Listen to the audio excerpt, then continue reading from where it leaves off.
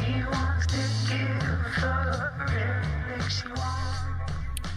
I've been wanting to write a review for this particular album for quite some time. So without further ado, I present Unknown Mortal Orchestra's second album, 2. What I love most about this album is the dark and lonely undertones throughout the lyrics and artwork. The album cover seems to capture what you hear in the music very well, and I think Ruben Nielsen is very intricate when choosing the artwork for his albums. I believe he deliberately does this to capture the aesthetic of his music. In fact, this is one of my favorite pieces of artworks on an album cover, ever. The overall style of Ruben Nielsen's music and artwork is very outlandish, wacky, and something from a different time period with modern or contemporary musical elements. And I think I've picked up on some Greek occultism in the imagery, if I'm not mistaken. It's hard to pinpoint what kind of occultism this is, or what time period or era or what culture this is from. It looks Greek. At first glance, I thought this album was going to be a folk album, and it does have some acoustic arrangements on the extended edition that's reminiscent of something you'd hear from an old folk song. I'd say it's a twist on 60s psych rock for sure, but made more enjoyable. If I were to lump it into a genre, I'd have to say it's neo-psychedelic lo-fi folk pop rock with a little blend of occultism. What really gives this album the quality of it appearing from another planet or another time period is the lo-fi crunchy quality of it. The guitar tracks on this album are extremely crunchy, warm, warpy, and every other adjective to describe how brilliant it is. You can hear practically every squeak when he's transitioning to a new note or chord, especially in the song Monkey, for instance. The track starts out with this trebly and bulky, warped guitar just playing in a caked, spacey delay. Gives me the impression that I'm in a stranded wasteland on a dark day when the sun is just desperately clinging on to the horizon at dusk. Kind of like what you'd see on the album cover. Again, he's pretty good at capturing a lot of imagery in his music and how it sounds. If you're an audiophile like I am, you'd appreciate the production on this album. I think it was recorded analog. There's a lot to cover on this album, and I wouldn't even know where to begin to accurately describe the aesthetic of it. It's such a creative album that evokes a lot of imagery when listening to it. The melodies on this album are some of the most creative and unique pieces of guitar work that I've heard in a long fucking time. It's quite refreshing, especially in songs like from what's that song? From the Sun and Swim or Sleep Like a Shark. From the Sun is most certainly in my top 5 songs of all time, to be quite honest. That melody is just dark, beautiful, and captures feelings of isolation and some breath of relief and comfort all at the same time. And it's honestly pretty difficult to play on guitar if you know little to nothing about music theory like I do. The ghostly vocal harmonies hover over these nicely sustained guitar chords very well. It's a very nostalgic melody. Ruben Nielsen, might I add, is a very underrated guitar player. It's not often that I hear music listeners within this genre even mentioning him. He has a very brilliant way of crafting melodies that fill the key of the song very well, and that's just with a guitar alone. What this guy can do on a guitar is pretty phenomenal, to be quite honest. I'm pretty sure Ruben Nielsen actually builds his own guitar pedals, if I'm not mistaken.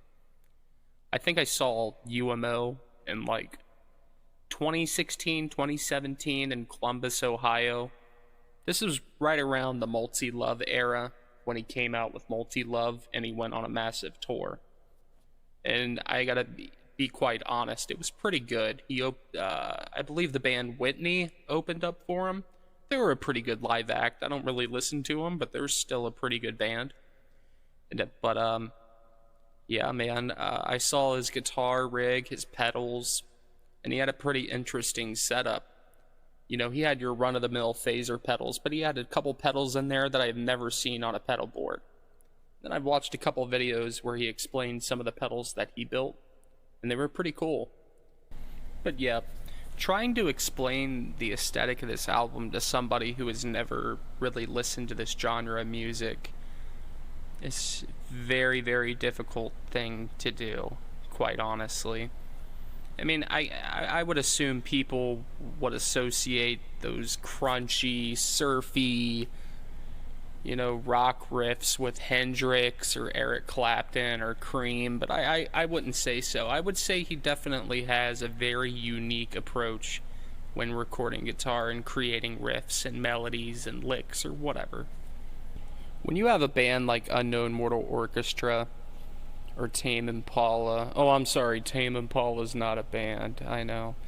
But when you have these modern bands coming out that, have some classical rock, psychedelic rock elements to it, it's hard to compare these bands or even explain them to someone who really isn't familiar with the neo-psychedelic genre or movement that's been going on for the past 10 years.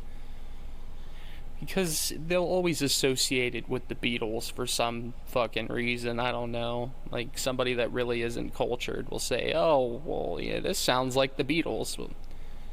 Well, just because it sounds classic and a little bit of psychedelia doesn't necessarily make it sound like the Beatles. Unknown Mortal Orchestra sounds entirely nothing like the Beatles. Hey, but that's what I really love about Unknown Mortal Orchestra and all these psychedelic bands coming out.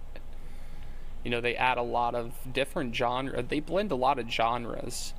Like for instance, King Gizzard and the Lizard Wizard, Unknown Mortal Orchestra, DuckTales, Con and Moccasin. It's all a blend of pop, indie rock, alternative rock, pop, jazz, freeform jazz, art rock, little math rock, shoegaze. I can go on for days. It's pretty different. Some of those artists and their albums I will be reviewing soon in the future, but let's get back to the topic of this album. While this album does sound a little outlandish and it's a very textural album.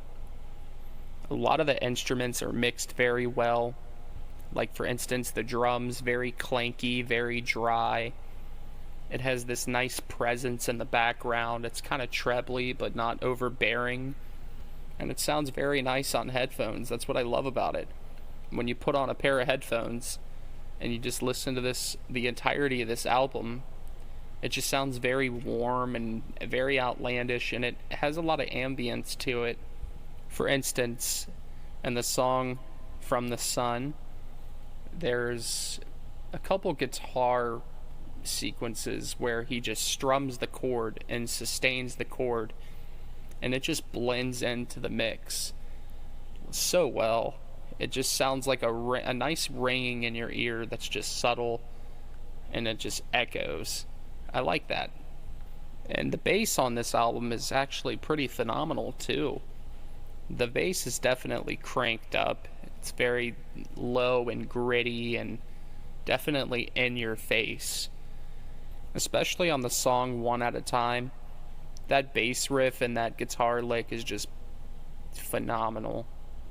While the album is recorded analog, I don't know if he, I know he mixes it in Pro Tools. He records it on analog and he mixes it in Pro Tools.